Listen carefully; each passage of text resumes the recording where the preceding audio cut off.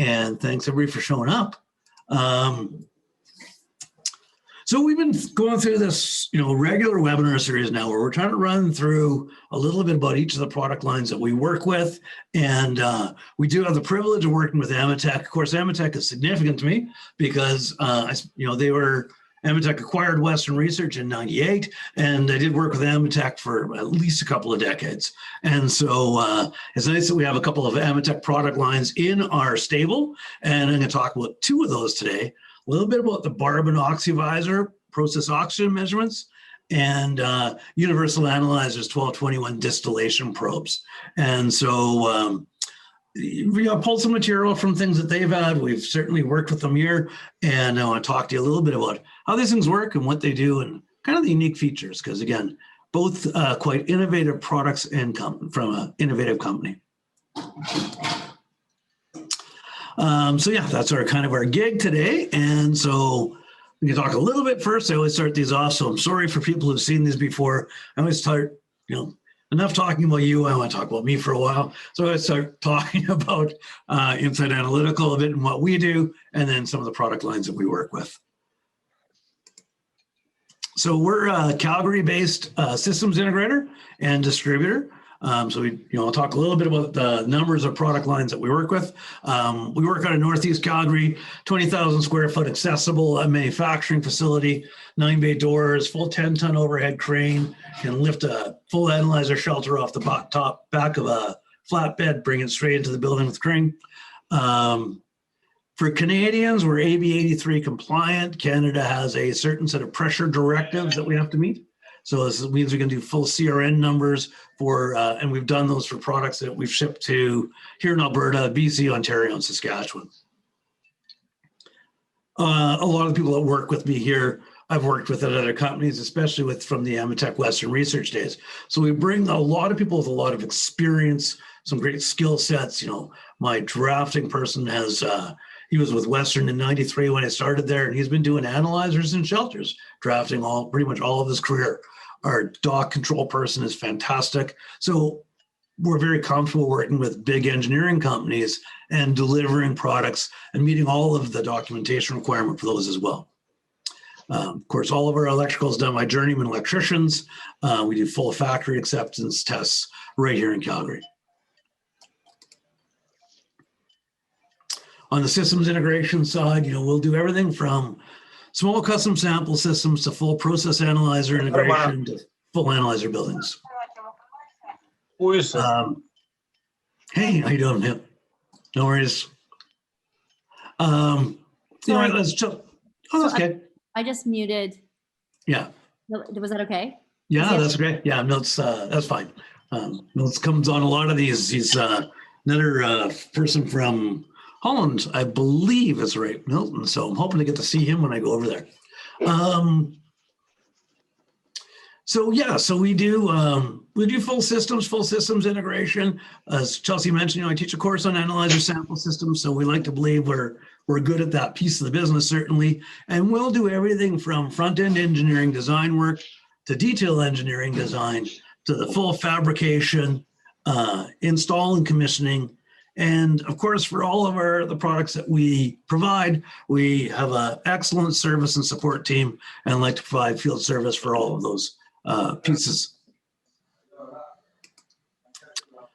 I'm going to start off talking a little bit about the Barbing Analytical OXYvisor. This is an optical oxygen process analyzer. So, again, from a time perspective, a lot more information I'd love to put in here if anybody wants to talk more about these and kind of where this all fits. But the OXYvisor is a unique product, an optical fluorescence-based analyzer. I'll talk a bit about how that works.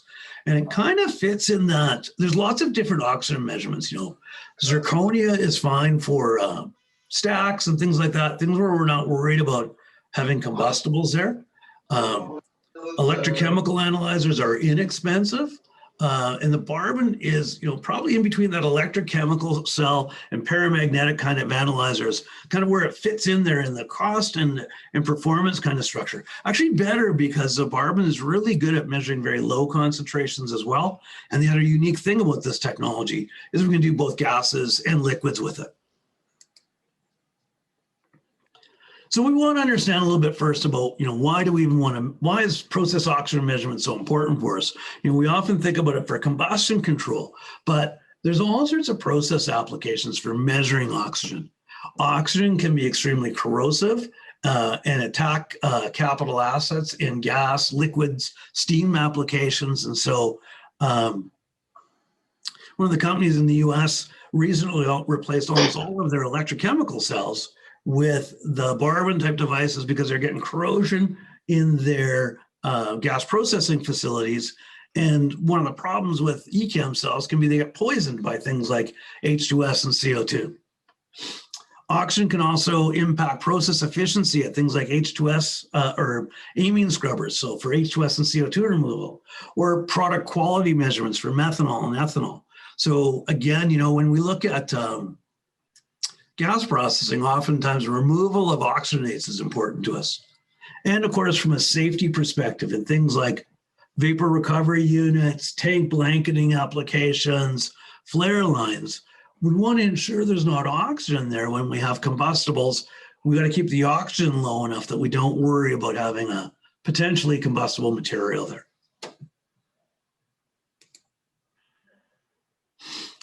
So the Barbing is, as we said, it's an optical luminescence type oxygen analyzer. And so I have a slide coming up talking a bit more about this piece. The unique thing about it is it's no moving parts and no real chemical interaction with the fluids we're trying to measure.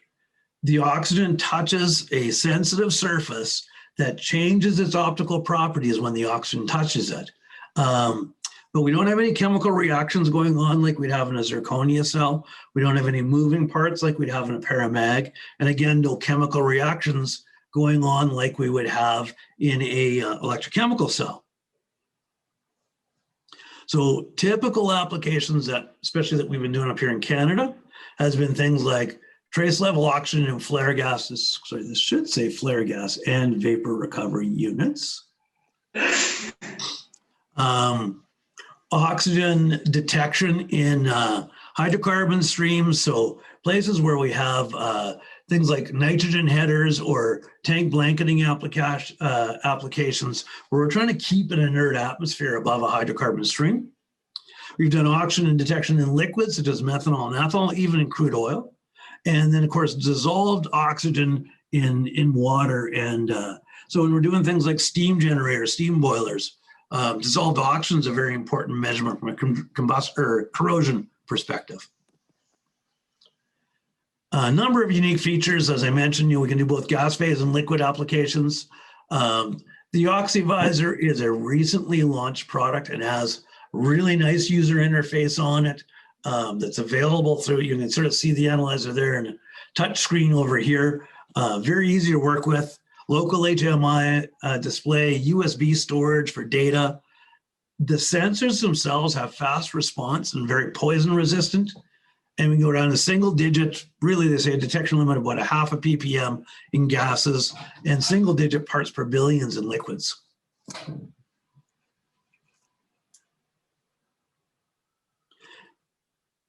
Talk a little bit more about it on a subsequent slide as well, but typical sort of, this is the analyzer mounted in a little sample system. So this was one that we just shipped out recently for a flare application, but we'll put a full sample system around there to protect against liquids carryover, potentially protect against possible species that might attack the sensor.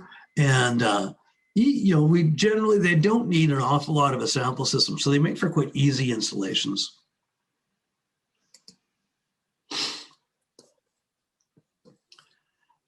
The sensing head itself is mounted is right at the tip of this fiber optic. You can see that little white dot on there. And that is what will actually sense the oxygen. So this can just be put into a 1/4 inch swage lock T, and you can have process fluid flowing right beside it. So guys, if you weren't on when I was telling everybody how to, if you don't know this already, you can actually move the toggle that's running vertically along your screen between Phil and the presentation to make what he's showing you in his hands bigger. So, yeah. And I can actually zoom on this, I guess, too. So, yeah, there we go. So basically that little white tip that you see there is a ruthenium complex. It's a chemical complex that when blue light touches it, it glows red. And so there's a fiber that's shooting the beam of blue light down towards the sensor tip. And when the sensor tip glows red, we see the red light that comes back. If oxygen touches the sensor, the amount of red light that comes back is reduced. So we call this fluorescence quenching. We excite it with blue light, it fluoresces in the red, and when oxygen touches it, it reduces the amount of fluorescence. And so by measuring the change in the red light that comes back, we can determine how much oxygen is present in the stream. And we can do that in two different ways. It reduces the absolute intensity of the fluorescence, so less light comes back when oxygen is touching the sensor. But it takes a little while. There's a time delay between when the blue photon hits and the red photon comes out. And so if we AC modulate the blue light, what happens is the red signal that comes back is also AC modulated, but it's shifted. It's moved in time a little bit. And so by measuring how much phase shift there is, we can also detect the oxygen that way. That tends to be a more reliable way to do it because the absolute intensity might change because of degradation in the light source or whatever. Maybe the light source isn't as bright, but the phase shift becomes independent of changes in the light source. It's just, I measure the frequency of the stuff that's going in the phase, and I look at the frequency and phase of what's coming back. How much it shifts by proportional to the change in oxygen concentrations. So that's kind of the nerdy piece of this whole part. Again, a very nicely packaged device, packaged in an explosion-proof box. The device includes this fiber optic bushing to get down to the sensing head. So you can see on the side over here, we can see it with a fiber attached to it. We have conduit entries for, you can either get as conduit entries or cable gland type entries onto the sides of the analyzer, bring electrical in and out. The LCD sits behind the glass, but there's a full touchscreen capability through these little IR keys down at the bottom. So it gives you a full menu-driven interface for this analyzer. And the whole thing comes, of course, with hazardous area location certifications for Canada and Europe. So IEC, ATEX, North American Class 1, Div 2 certifications available. Was that that is Naif. So Naif is joining the meeting from Saudi, so nice to see you, Naif.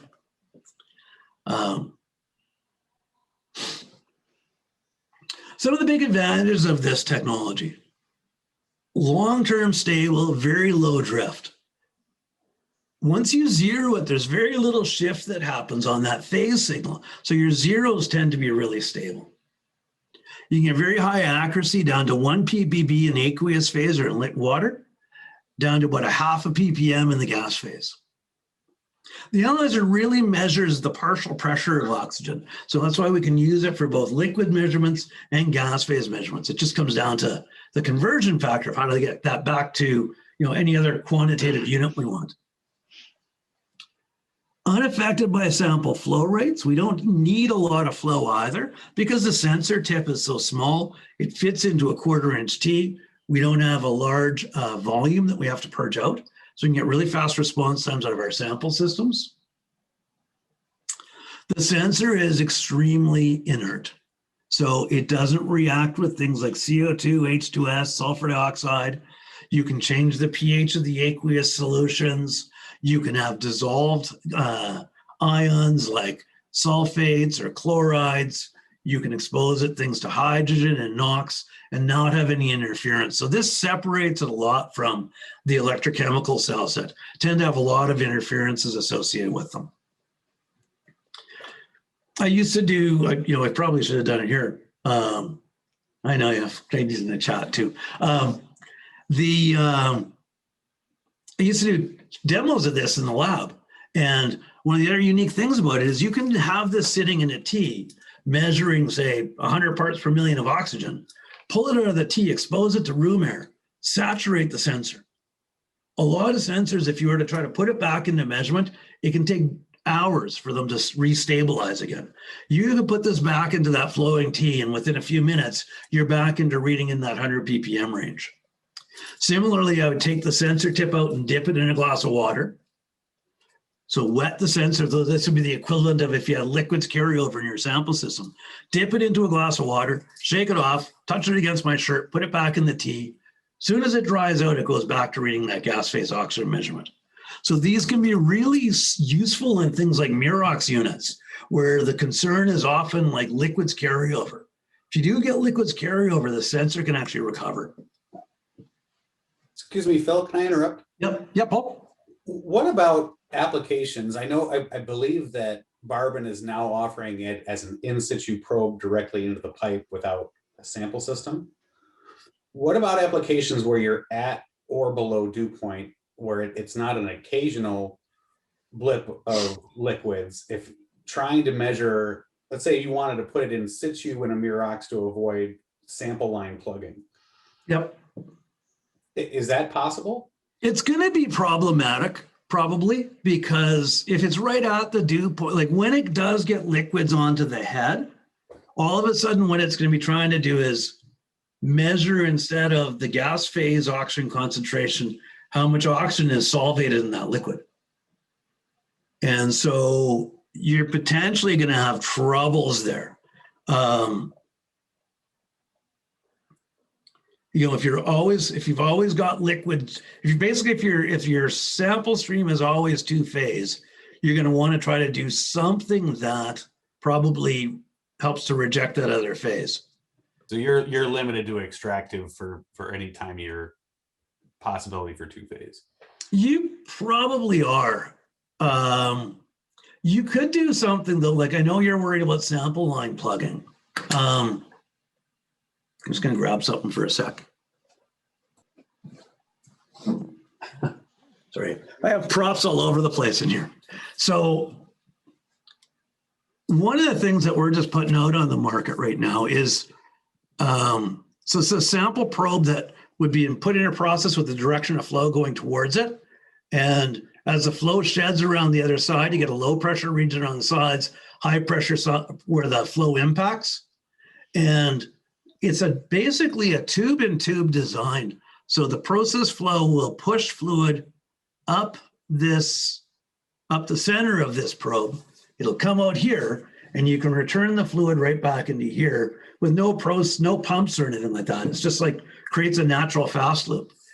So you could, in theory, do something like put a membrane right at the top so that it's going to reject any liquids, put the oxygen probe above the membrane, and then just return straight back into the process again. Would avoid the heated sample lines.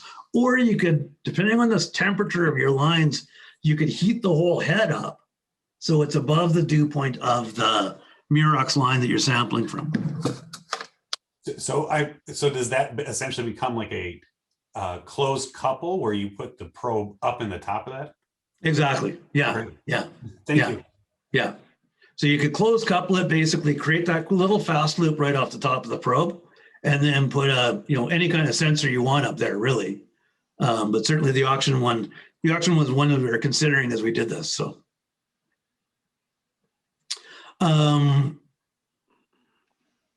So it can make, depending on your application, it can make for a very simple installation from a sampling perspective. The in-situ ones, again, so Barbing didn't used to do the in-situ because the analyzer didn't have internal pressure compensation.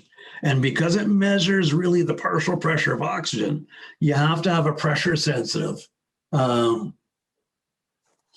you have to have a pressure measurement to normalize it to concentration. I see there's a question in the chat too about, can it measure oxygen in ppm levels in hydrocarbon backgrounds on a 0 to 5 ppm range? The lowest range we've ever done here has been 0 to 100 ppm. I would probably say you could do about probably a 0 to 50 ppm, but you're going to be limited by this, right? Half ppm accuracy. That's where you're, so if you're willing to accept kind of a detection limit that's 10% of your range, I suppose you could scale it for 0 to 5. I would probably see it more likely scaled to 0 to 50 and having nominal measurements down in that range. I think it would really depend, Mahmoud, on where you wanted your alarm levels at.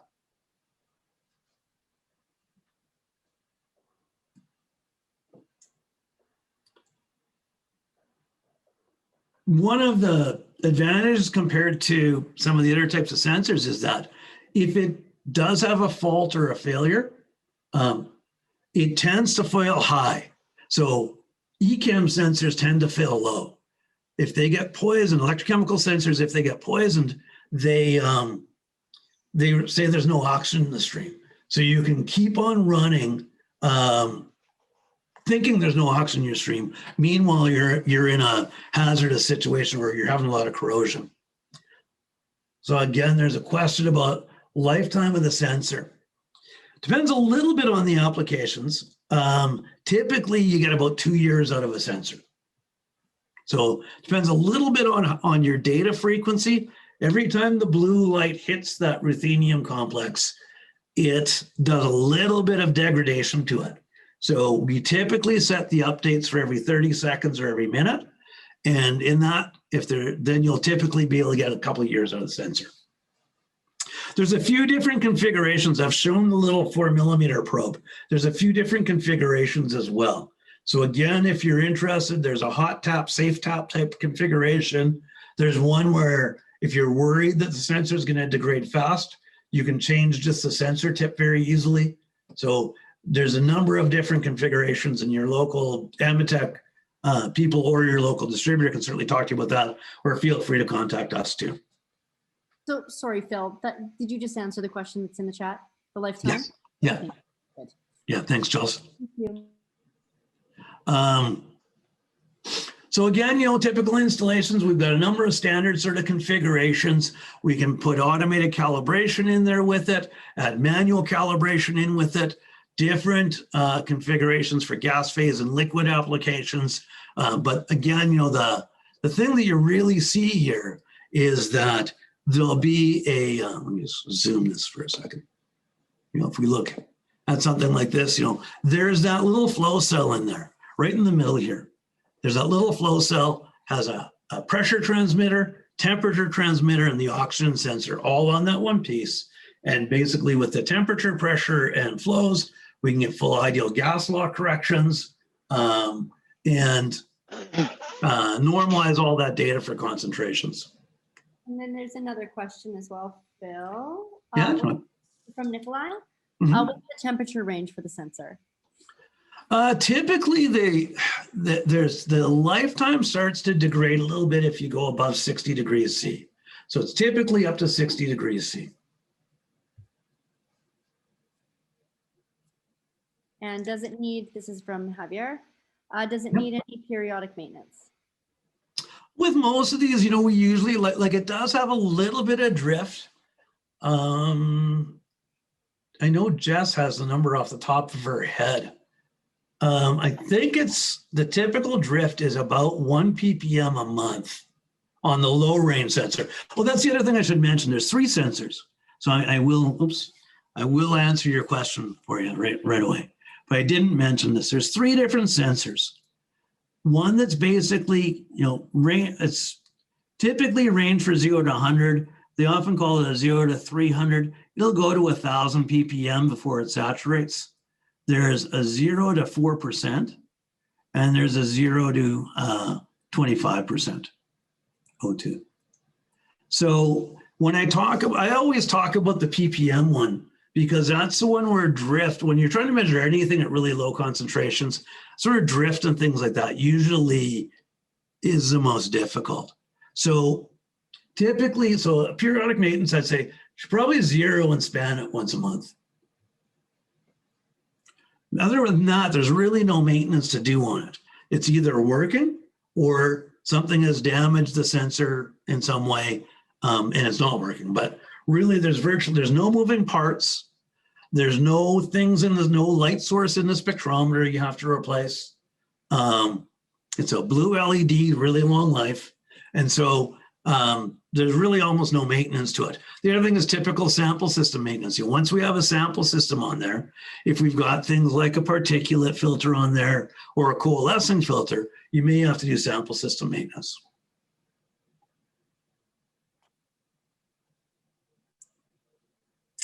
Talked a little bit just here about the vapor recovery unit application, very similar to a tank black. Oh, another question there too.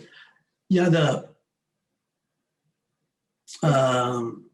the three kinds of sensors, sorry. This is gas phase. I don't remember the numbers as well for liquid phase. These two are both suitable for liquids as well. The 0 to 300 ppm isn't. This is the one that'll go down to about 1 ppb.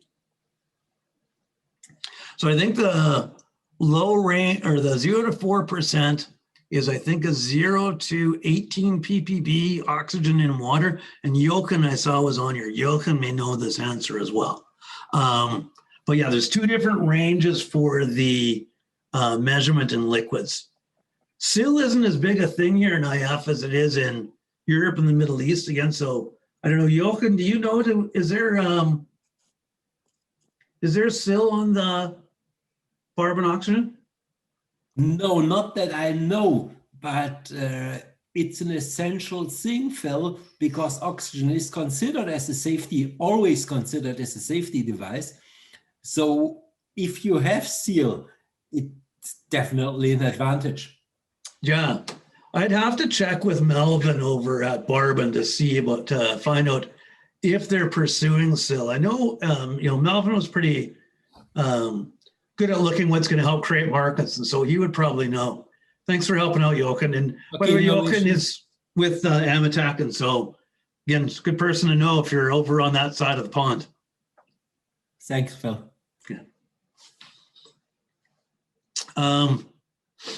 Yeah. So typical installations and applications will often have a simple sample system around this that allows us just to do things like, perhaps put a membrane filter in if we were concerned about liquids carries over, or particulate filtration.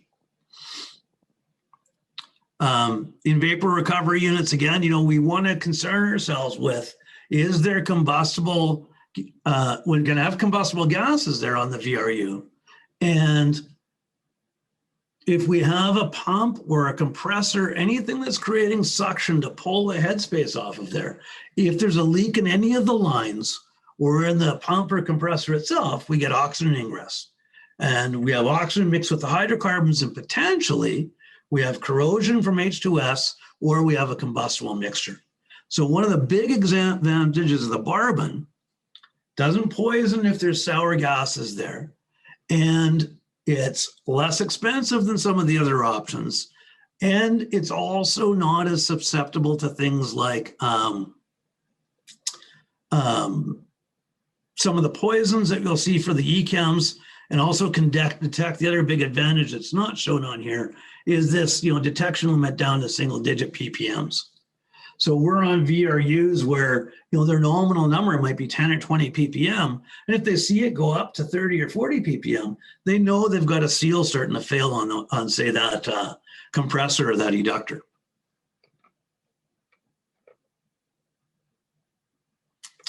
Again, we usually send out all the slides from this, and so we will send you this one out as well, which what we've just done here is to try to give you an idea of kind of all of the places that we would typically see this type of oxygen measurement being done, and where we feel we have some competitive advantages against the sort of the other technologies that people might be using, whether it's an electrochem or a paramag.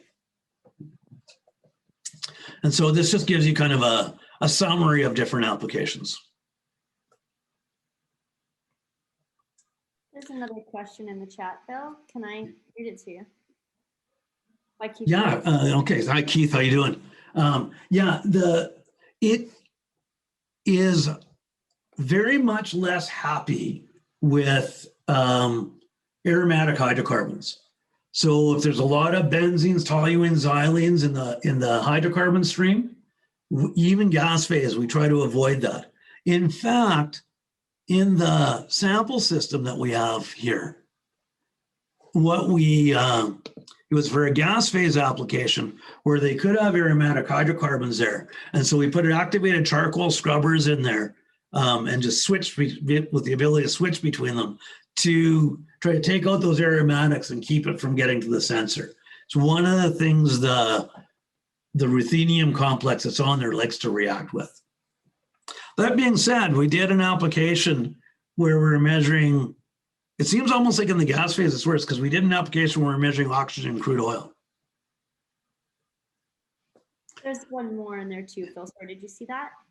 Yeah, well, you can read it out because then I don't have to turn my head and look away. All right. I never know. Sometimes you just put it in there, you know? All right. And so Kanan, can we able to measure dissolved oxygen in liquids?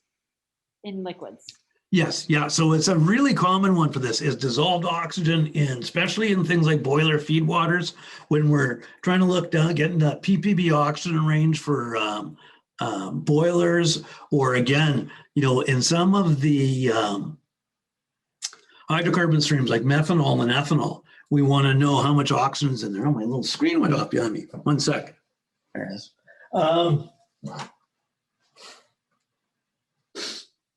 So yeah, it's a common application to do dissolved oxygen in liquids, and that's where we get down to that ppb level detection limits.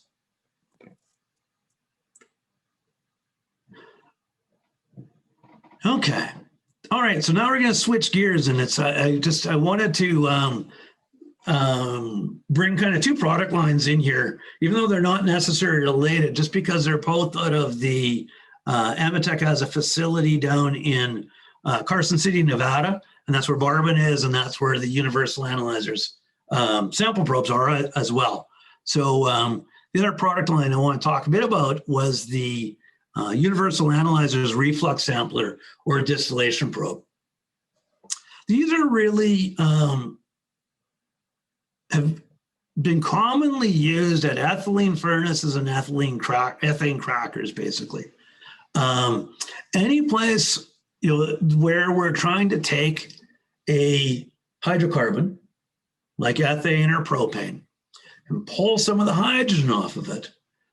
We do this in these big pyrolysis reactors, these big cracking reactors. And when we break the hydrogen off, there's a risk that we'll keep on doing that. We'll also make a lot of carbon or soot.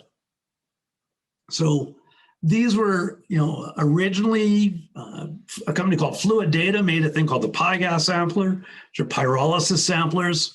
Other people called them reflux samplers. So a number of people have gone through and made different iterations of these devices. In Europe, you know, Per and had done one for the ethylene type furnaces. So it's really commonly used in these ethylene cracking type applications. We also see them get used on catalytic crackers. So at refineries, FCCU type applications, fluidized catalytic cracking units. Where these types of probes really shine is if there's a high water vapor content, lots of steam, and high particulate. These can be really difficult streams to deal with because if we put like a coalescer in there to get rid of water carryover, it gets dirty and it plugs. If we try to filter, the water causes the filter to get plugged. And so these sorts of samplers can handle that high particulate and that high water vapor content.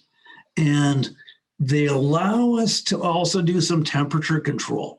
So when we're in things like an ethane cracker, we can make a lot of other chemicals, and some of them are kind of nasty. They are those nasty aromatics, toluenes and benzenes and these oils that if we get them over to the GC, they're usually not very happy.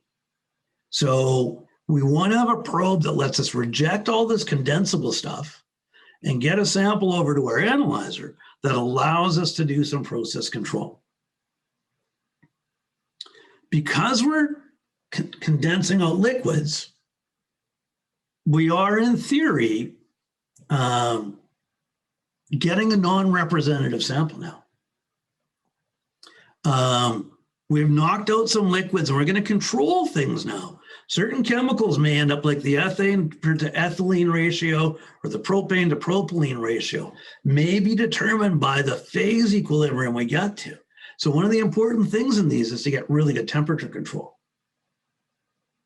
So we use these in applications where we want to try to optimize the process and deal with these high levels of condensables and particulates. So when we're running an ethylene furnace, there's an operation where we talk about decoking the furnace to get rid of all the carbons. We can have a really difficult sample stream to deal with. So, you know, we end up with this hot, wet, dirty stream. Often 25% or more in trained liquids. So by that we mean it could be steam, it could be condensable hydrocarbons.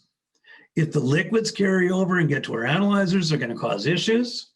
And the liquids are, if we don't have the liquids carry over, if we let them condense out, then again, we get this potential representative sampling issue because we set up a vapor liquid equilibrium between the liquids we condense and what's left in the gas phase. The other thing is if we've got a lot of these heavy hydrocarbons, we've got particulate, and we've got oily stuff, everything can plug off on us. So we want a sampler that can deal with those sorts of issues.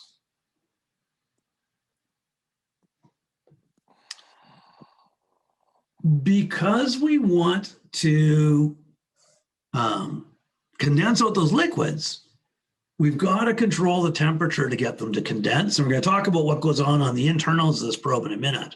But one of the issues that can happen is because we're condensing liquids out, it changes the concentration of all of the other things. You know, the way I look at it in really simple terms, you know, if I had 9 nitrogen molecules, 1, 2, 3, 4, 5, 6. If I had 9 nitrogen molecules coming in and 1 water vapor molecule, well, the concentration of nitrogen is 90%. It's 90% of the molecules. If I dry the sample and I get rid of that guy, now the concentration of nitrogen is 100% because I took 10% of the molecules away. So when I have a probe that's doing condensation, it's going to change the concentration of all the other things that are there. So at different temperatures, I can read different amounts for ethylene and propylene in that probe. The important thing becomes, can we get to really good temperature control in these probes?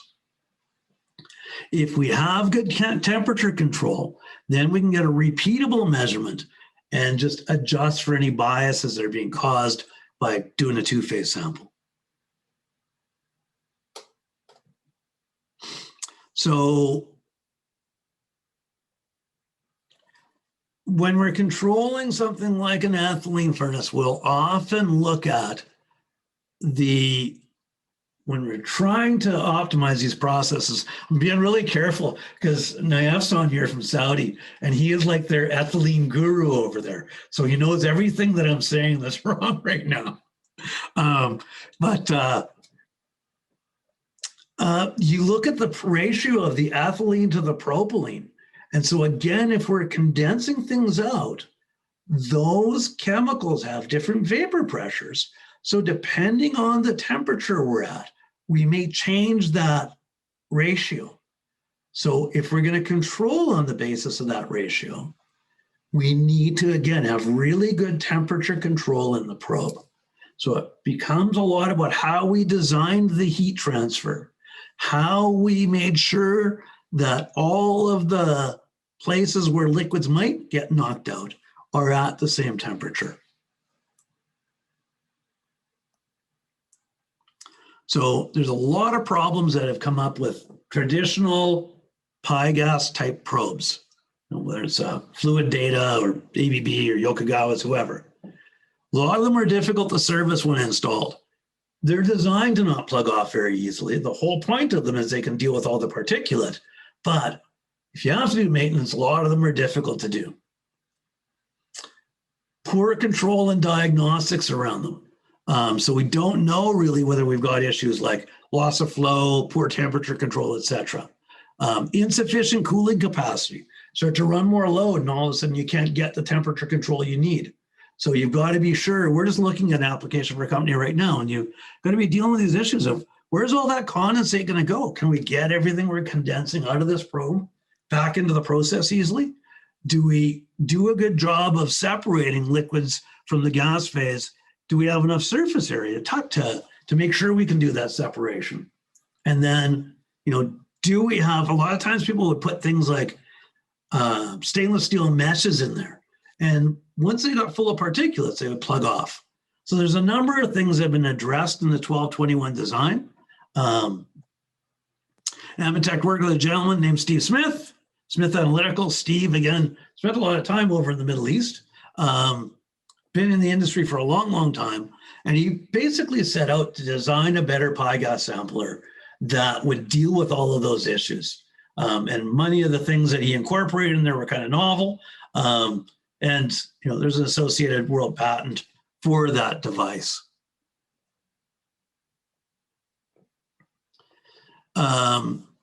Big things about it were they did a great job on the temperature controls, provided different methodologies that they can implement that control. An all pneumatic controller doesn't give you quite as good temperature control as the electronic types, or electronic controllers with remote or local controls.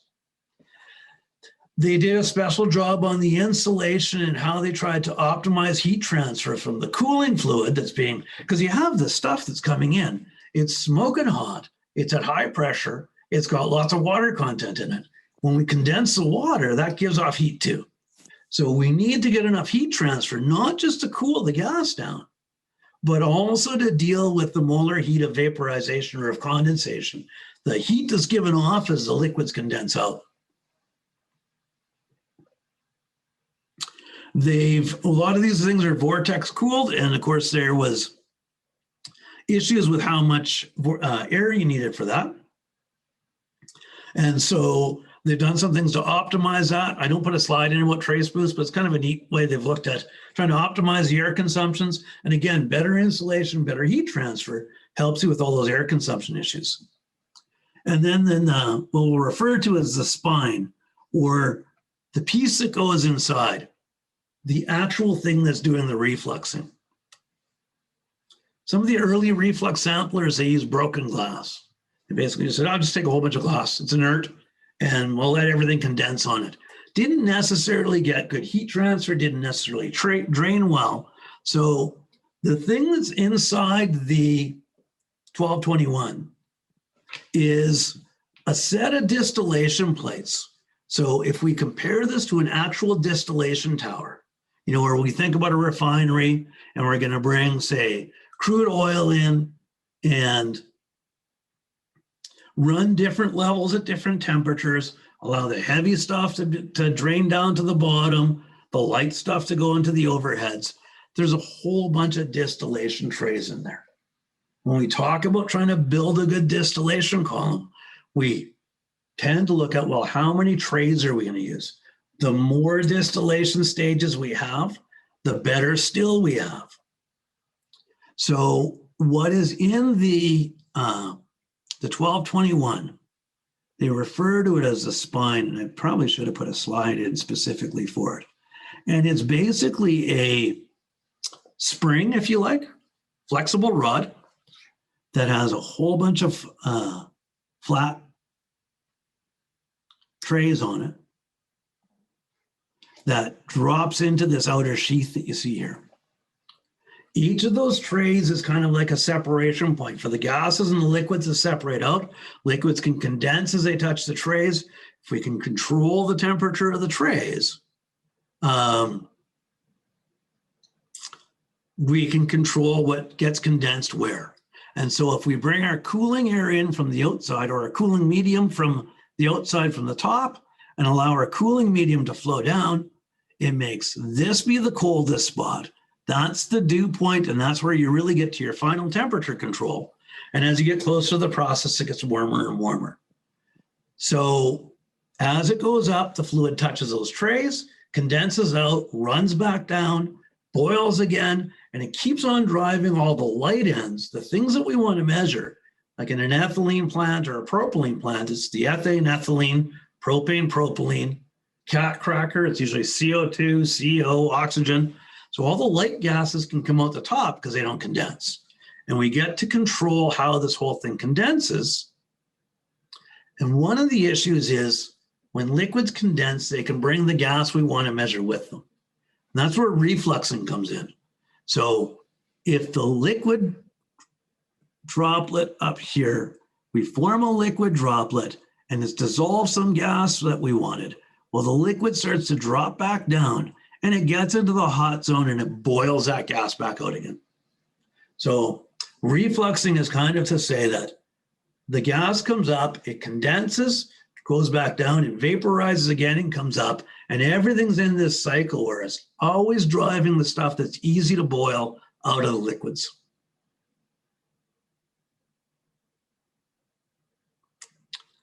So we've got a reasonably wide installed base across a number of different industries, as you see here, from chemical plants like Dow to refiners like Shell and ExxonMobil, chemical companies like Eastman in Tennessee, over in the Middle East, we're with SABIC on a couple of different facilities. So fairly wide application base. Again, anytime, how to assign the set point temperatures. Sorry. That's right. Go ahead, Chelsea. Jochen has one as well. So Nayaf says how to define the set point temperature. You saw that? Yeah. And then you go ahead and then I can review Jochen. Yeah. I guess there's two pieces, I guess. You can choose the set point temperature by, wherever you set that electronic control to or your pneumatic controls to. The trick, I suppose, and again, you may be able to answer this better than I can, Nayaf. I think the thing is to understand the phase diagram of all the things you're trying to look for and figure out where in that phase envelope you're going to get the best separation of the things that you don't want to measure and the optimal ability to really look at your ethane to ethylene or propane to propylene kind of ratios. So I would be thinking that you're going to be looking at this as saying, where do I condense out as much of my heavies and as little of the light stuff as I can, and where can I optimize into that point?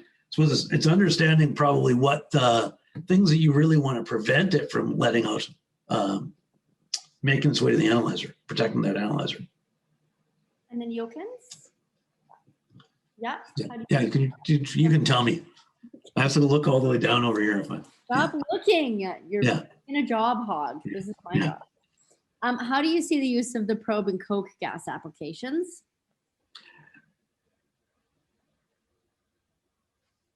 So I guess we looked at it for one, which is kind of like a coke gas application, but it wasn't really a coke gas, it was a carbon black application. But, if you're making coke oven gases, if you're taking, whether it was bitumen from an oil sands or coal or any source of carbon, and trying to do a partial oxidation. So, often you'll think of coke oven gas as being, I take my carbon stream, I make it into CO and any hydrogen that's there into hydrogen, then react the CO with water, do a water shift reaction to make CO2 and more hydrogen. I think your worry is always the carbons that come over. So if you think of it as being, if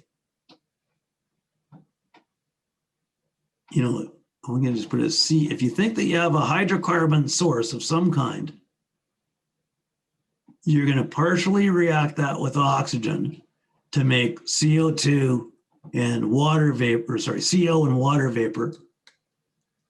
Or sorry, you actually do this with steam present, or CO and hydrogen, let's say, in the partial oxidation. And you're going to react that with water and convert it to CO2 and even more hydrogen. The risk is, because this is a sub-stoichiometric burn, you can tend to make a lot of carbon that comes across with this. So again, get coke fines in there. So I think it's the advantage of the reflux sampler is that you're going to get the coke fines out as you take the water out in the reflux side of things. So it's going to make that sample cleaner to get over to your analyzer.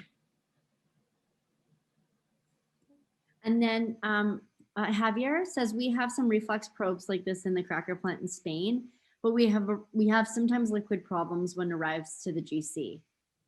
Yeah, so that can be where this issue can come up with not having good enough temperature control. If you've got the, if when the plant is in certain operating conditions, so the process gas is hotter and the cooling on the reflux sampler can't keep up, well, the exit gas at the outlet of the reflux sampler can be hotter. And that means it's got a higher dew point. And now if it cools someplace on the way over to the analyzer, you can get into dew point issues at the analyzer and condensation there.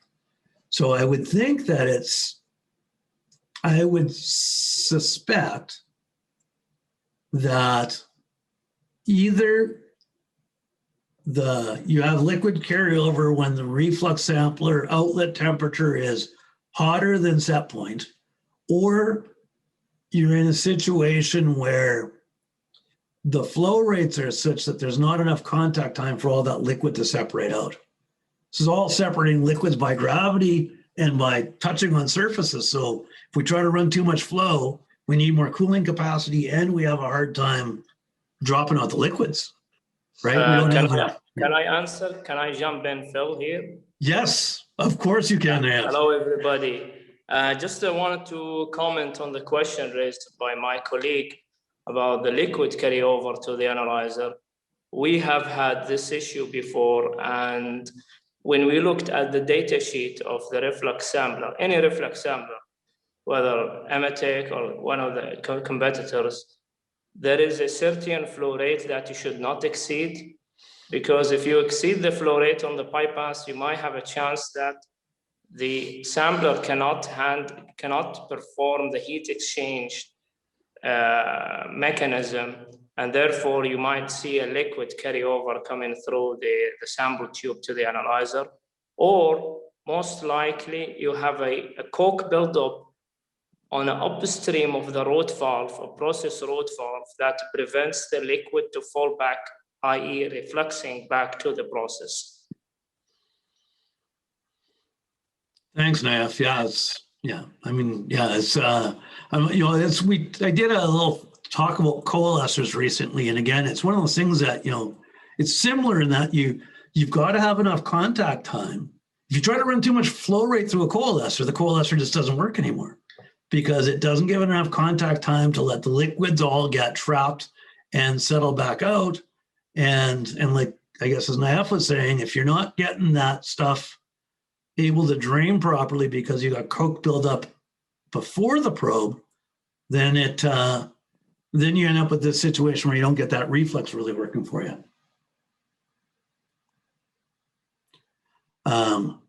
Appreciate you jumping in on that for sure.